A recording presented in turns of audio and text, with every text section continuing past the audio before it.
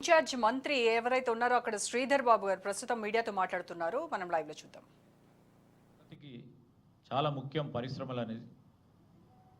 వాటి విషయంలో ఎక్కడ కూడా అప్పుడు జోక్యం చేసుకోలేదు.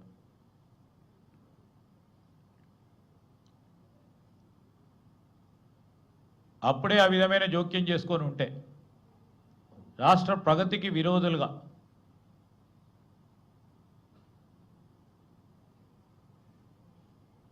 ఉండే ప్రమాదం ఉండే.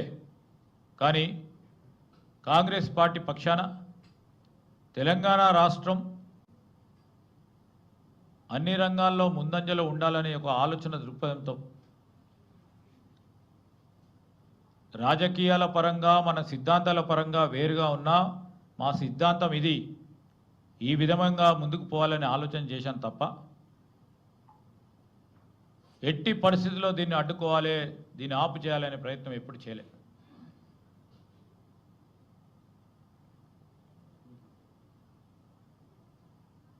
స్పష్టంగా చెప్తా ఉన్నాం. నిన్న జరిగిన లగచర్లలో సోమవారం నాడు జరిగిన విధ్వంసం, ఉన్నత అధికారులపై దాడి వెనకాల ఎవరి కుట్ర ఉంది, ఎవరు ఎందుకు చేస్తున్నారో, ఎవరు ఈ రాష్ట్రానికి పరిశ్రమలు రావద్దని చేస్తూ ఉన్నారో, అభివృద్ధి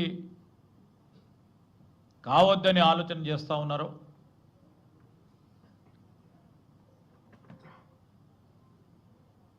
మన నిజాయితీ పరులు అమాయకులైన రైతు సోదరులకు సంబంధించిన వారి ప్రయోజనాల గురించి ఆలోచన చేయకుండా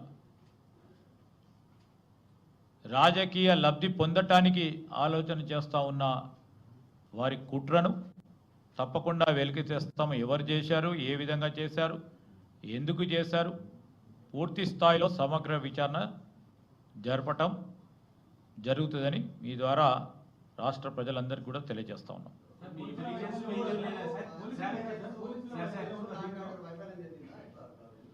ఈరోజు మా విచారణలో ఎవరి వైఫల్యం ఎందుకు జరిగింది అనే దాంట్లో ఆ కోణం నుంచి కూడా ఎక్కడైనా వైఫల్యం చెందితే వారిపైన కూడా యాక్షన్ తీసుకోవడం జరుగుతుంది.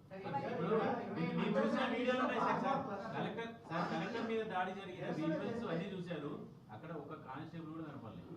అంటే మీ ఇంటెలిజెన్స్ గతంలో సెక్రటరీ దాకా వచ్చిందాక వదిలేశారు, ఇప్పుడేమో కలెక్టర్లు ఎంఆర్ఓల మీద దాడి జరిగిందాక, అంటే మీ ఇంటెలిజెన్స్ వైఫల్యం లేదా?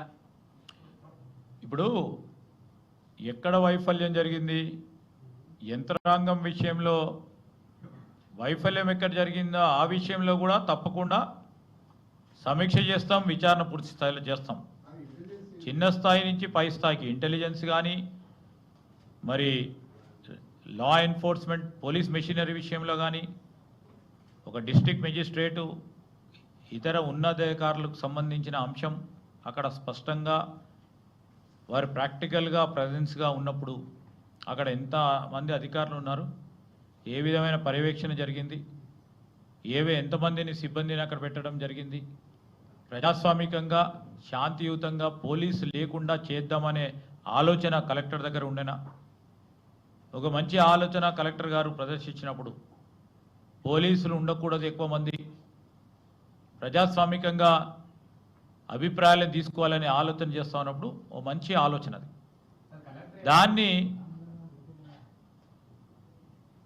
ఇతర మిత్రులు దీన్ని భగ్నం చేయాలనే ఆలోచన ఉంటే ఆ కోణంలో ఆలోచన చేస్తాం, ఈ కోణంలో కూడా ఆలోచన చేస్తాం.